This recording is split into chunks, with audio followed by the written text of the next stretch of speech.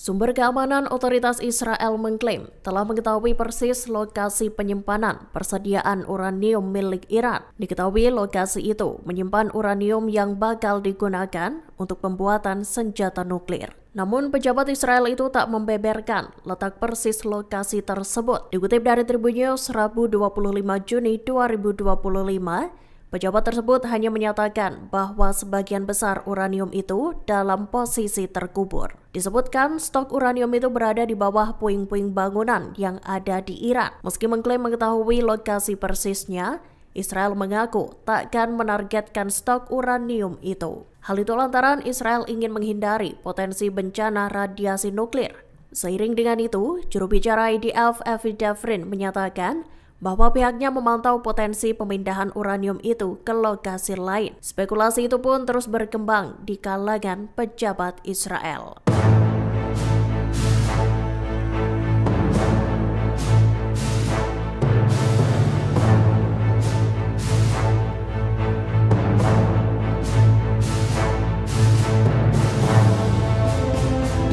Presiden Amerika Serikat Donald Trump memicu kontroversi seusai mengunggah sebuah video lewat akun Truth Social-nya Selasa 24 Juni 2025. Trump membagikan video saat jet tempur siluman B-2 menjatuhkan bom ke wilayah Iran. Rekaman itu tampak diiringi lagu berlirik Bomb Iran. Diketahui lagu itu merupakan parodi dari lagu Barbara Ann dan diganti dengan lirik yang agresif. Dikutip dari Tribun News, jet B-2 sendiri diketahui digunakan untuk menjatuhkan 14 bom penghancur bunker di sejumlah lokasi penting Iran, termasuk fasilitas pengayaan uranium Fordow dan kompleks Natanz, dua situs nuklir utama Teheran. Unggahan Trump itu menuai kritikan pedas lantaran dibagikan tepat hanya beberapa jam selesai gencatan senjata antara Iran dan Israel diberlakukan. Pasalnya, gencatan senjata tersebut diumumkan sendiri oleh Trump.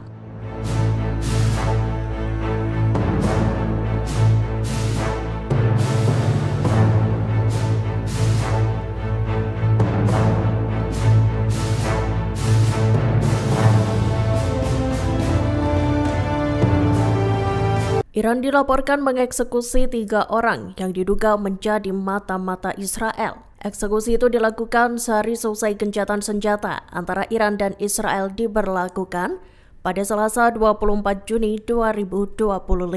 Ketiga mata-mata itu bernama Idris Ali, Azad Sojai, dan Rasul Ahmad Rasul. Dikutip dari The Times of Israel, 3 orang tersebut diklaim mengimpor peralatan dan melakukan pembunuhan. Mereka diadili lantaran melakukan kerjasama dengan pihak Zionis. Dilaporkan ketiga mata-mata itu dihukum gantung. Eksekusi tersebut dilakukan di Urmia, sebuah kota di barat laut dekat perbatasan Turki. Adapun Teheran secara teratur mengumumkan keberhasilannya dalam membekuk agen-agen yang dicurigai bekerja sama dengan dinas intelijen asing termasuk Israel.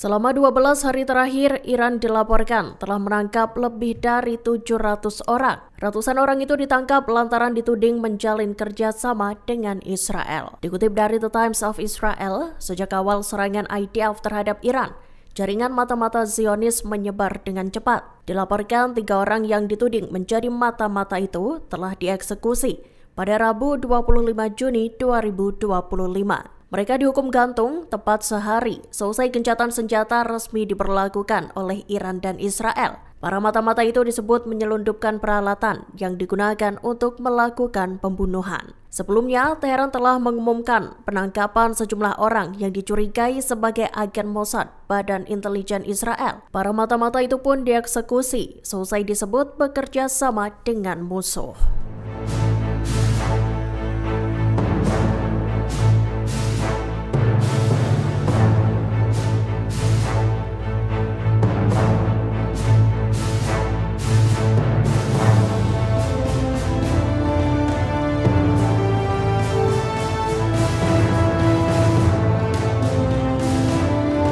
Download Tribun X sekarang.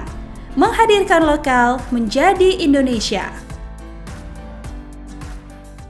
Presiden Amerika Serikat Donald Trump menjadi sorotan saat berada di Den Haag untuk konferensi tingkat tinggi KTT NATO. Mengutip Tribun News, pada 25 Juni hal tersebut lantaran Trump mendapatkan pujian secara terbuka. Diketahui ia dipuji oleh Sekretaris Jenderal NATO, Mark Rutte. Hal itu karena atas peran yang ia sebut sebagai langkah krusial dalam meredakan ketegangan antara Iran dan Israel. Melalui unggahan di media sosial, Truth Social, Trump membagikan tangkapan layar berisi pesan pribadi dari Rutte. Rutte menyatakan pujian kepada Trump atas tindakan yang cepat dalam konflik tersebut. Dari pesan itu, Rutte menyampaikan bahwa Trump telah membawa dunia pada momen penting bagi Amerika, Eropa, dan komunitas internasional. Ia juga disebut menyampaikan bahwa Eropa akhirnya akan membayar dengan jumlah yang sepadan, sekaligus menyebutnya sebagai kemenangan Trump. Presiden Amerika Serikat Donald Trump mengumumkan gencatan senjata selama 24 jam pada Selasa 24 Juni 2025. Mengutip Tribun News, hal ini disambut baik oleh Israel dengan menyatakan persetujuan resmi atas usulan tersebut. Pemerintah Israel melalui pernyataan resmi Perdana Menteri Benjamin Netanyahu memberi respons tanggapan. Ia menyebut bahwa negaranya telah berhasil mengeliminasi ancaman bidang nuklir dan rudal balistik. Tak lama setelah itu, Presiden Iran Masoud Pezeshkian juga menyatakan bahwa perang selama 12 hari dengan Israel telah berakhir. Meski demikian, ia menilai gencatan senjata tersebut masih rentan untuk dilanggar. Kondisi ini memicu kekhawatiran dan ketidakpercayaan di kalangan masyarakat Iran. Banyak dari mereka menilai bahwa gencatan senjata ini bukanlah tanda perdamaian, melainkan hanya jeda sesaat dalam siklus kekerasan yang belum berakhir. Jurnalis Iran Samani menyebut bahwa jeda ini terasa tidak nyata karena sewaktu-waktu bisa pecah. Ia merasa ada potensi sabotase yang besar di balik kesepakatan tersebut. Presiden Amerika Serikat Donald Trump menggelontorkan dana sebesar 30 juta dolar AS atau sekira 489 miliar kepada Gaza Humanitarian Foundation. Mengutip Tribun News pada 25 Juni, GHF ialah sebuah yayasan kemanusiaan yang beroperasi di wilayah Gaza.